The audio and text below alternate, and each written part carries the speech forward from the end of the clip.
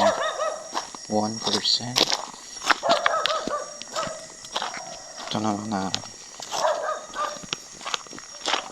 10%, 35. Bago po natin pakita yung kanyang turbo, ito po ay Convoy S2 Plus SST40. Stock po ang kanyang LED pero naka orange reflector na po yung kanyang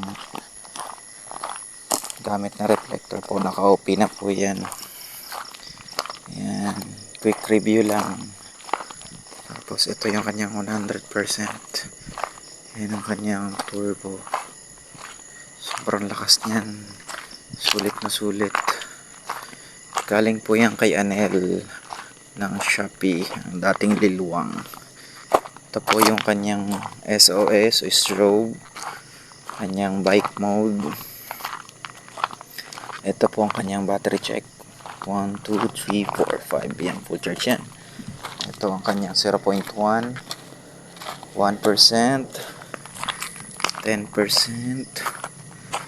35, at last 100. Yan, tingnan nyo kung gaano kaliwanag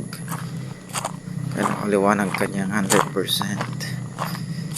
Yan, quick review lang po yan at maraming salamat sa panonood.